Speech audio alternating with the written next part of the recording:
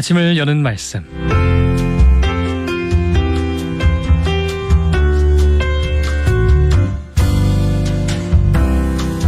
아침을 여는 말씀, 오늘의 시간은 대연교회 전승만 목사님께서 말씀 전하십니다. 은혜의 시간 되시기 바랍니다. 방송가족 여러분 안녕하세요. 날이 정말 덥죠? 이 무더운 날씨 가운데서도 하나님의 말씀과 함께 여러분들의 삶의 현장으로 나아가시는 여러분들의 발걸음에 하나님께서 함께 해주시길 간절히 바랍니다. 오늘날 교회에서 부흥이라는 말이 금기시 되다시피 할 정도로 잘 사용되지 않고 있습니다. 그 이유는 기독교인의 숫자가 점점 줄어들고 있고 앞으로도 계속해서 줄어들 것이라는 전망 때문이죠. 그렇다면 성경은 부흥에 대해서 뭐라고 말하고 있을까요? 먼저 사도행전 2장에 보면 성령님의 강력한 능력을 체험한 사도들이 다락방에서 뛰어나가 예루살렘 사람들에게 복음을 전했을 때 수천 명의 사람들이 회개하는 엄청난 수적 부흥이 일어났습니다. 사실 그 당시 예루살렘은 부흥이 일어날 만한 곳은 아니었습니다. 왜냐하면 예수님께서 십자가에서 죽으신 이후 제자들은 자신들을 체포하려는 당국의 눈을 피해 다락방에 숨어 지내고 있었고 예루살렘 사람들도 당국의 눈치를 보며 움츠러 들어 있었기 때문입니다. 하지만 성령님은 상황과 관계없이 폭발적인 부흥의 역사를 일으키셨습니다. 심지어 구약 성경에 보면 엘리야 시대에 유일하게 남아있던 하나님의 사람 엘리야가 파업을 해도 부흥이 일어났습니다. 엘리야가 아합과 이세벨의 지독한 박해에 지쳐서 이제 선지자 노릇을 못하겠노라고 하나님께 차라리 자신을 죽여달라고 기도할 만큼 절망적인 순간에도 하나님께서는 바알에게 무릎 꿇지 않은 7,000명을 일으켜 주셨습니다. 엘리야의 파업이 부흥을 일으켰다니 정말 아이러니한 일이 아닐 수가 없습니다. 이처럼 부흥은 언제나 인간적으로 생각하면 도저히 불가능한 상황에서 일어났습니다.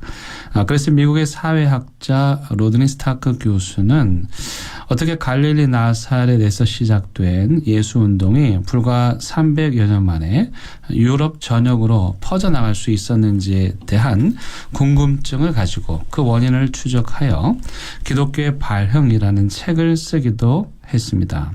그런가 하면 약 140여 년 전 한국에 복음이 들어왔을 때에도 부흥이 일어날 만한 상황은 아니었습니다.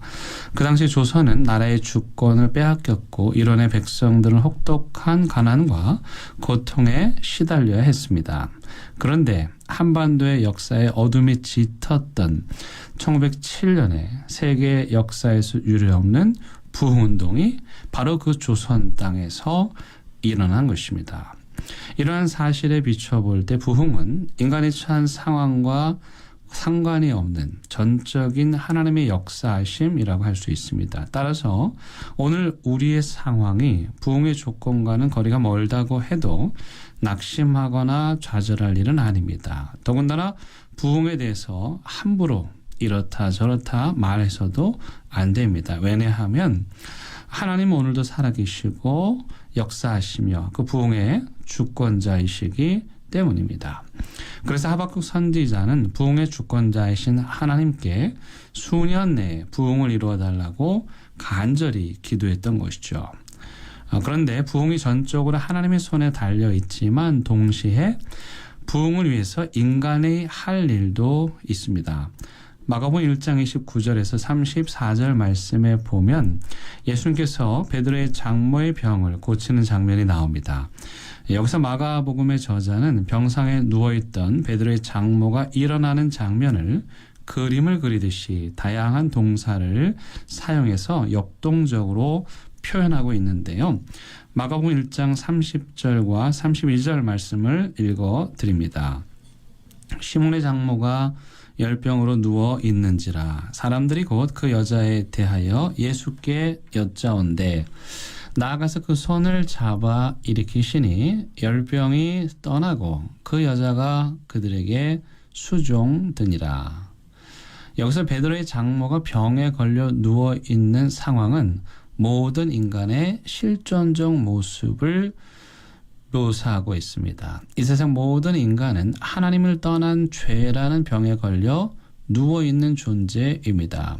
인간은 그 문제를 스스로 해결할 수 없어서 누워있을 수밖에 없는 것이죠. 그때 주변의 사람들이 예수님께 이 여인의 사정을 안타까운 마음으로 아뢰입니다. 그러자 예수님께서 그녀에게 다가가셨고 누워서 아무것도 하지 못하는 그녀의 손을 잡아 일으켜 주셨습니다. 그러자 열병이 떠나갔고 그 여인이 변화되어 그들을 수종들었습니다. 여기서 수종들었다는 말은 봉사하고 섬겼다는 뜻입니다. 그러니까 그녀가 병상에서 일어나 살아났을 뿐만 아니라 예수 그리스도의 사역에 동참하는 사역자로 거듭났다는 것입니다. 마치 에스겔 골짜기에 마른 뼈가 살아나듯이 누워있던 자가 일어나서 성령의 능력을 덧입고 사역자가 되는 것, 이것이 바로 부흥의 모습입니다. 따라서 부흥은 성령의 능력으로 내가 살고 살아나서 예수님과 함께 살리는 삶을 사는 것입니다. 그렇다면 베드로의 장모가 살아나는 부흥은 누구를 통해서 일어났습니까? 예수님께 그녀의 사정을 아뢰며 살려달라고 기도한 사람들의 기도를 통해서 일어났습니다. 따라서 부흥은 전적인 하나님의 역사하심이지만 동시에 인간의 고통스러운 상황에서 하나님께 살려달라고 기도하는 사람들의 기도를 통해서 부흥이 일어난다는 것입니다. 최근에 한 성도님의 요청으로 시한부 선고를 받은 그 성도님의 남동생에게 병상 세례를 베풀었습니다. 병원 복도에 있는 의자에 앉아서 믿음을 고백하고 그 믿음의 고백 위에 성삼위 하나님의 이름으로 병상 세례를 베풀었습니다. 세례식을 마치고 그분께서 목사님, 제가 병이 나으면 꼭 교회에 가겠습니다 라고 말씀하셨고 저도 네, 꼭 그렇게 하셔야 합니다 라고 말씀드렸습니다. 저는 그분의 말씀이 이루어지길 간절히 바랍니다. 하지만 병상 세례를 베풀 정도의 상황을 고려한다면 그 약속이 지켜지기가 쉽지는 않을 것입니다.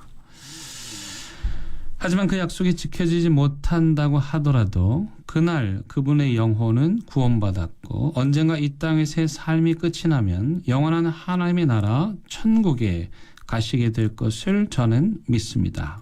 그렇게 그날 병원 복도에서 부흥의 역사가 일어났고 그날의 부흥은 가족들의 간절한 기도와 그리고 그 기도를 들으신 하나님의 응답으로 일어난 것입니다.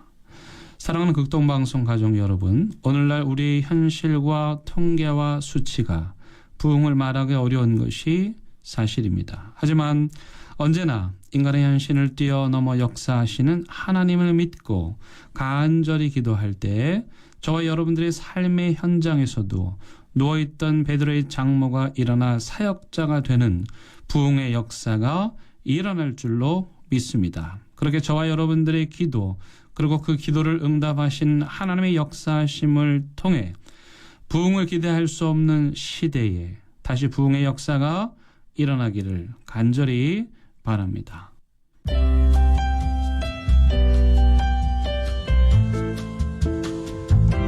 아침을 여는 말씀. 지금까지 부산시 남구 진남로에 위치한 대연교회 전승만 목사님의 말씀으로 함께 하셨습니다. 오늘 방송 들으시고 신앙생활에 도움받기를 원하시거나 예수님을 구주로 영접하기 원하시는 분들은 051-628-2260 대연교회로 연락 주시거나 051-780-2828 부산극동방송으로 연락 주시기 바랍니다. 아침을 여는 말씀 오늘 이 시간을 마칩니다.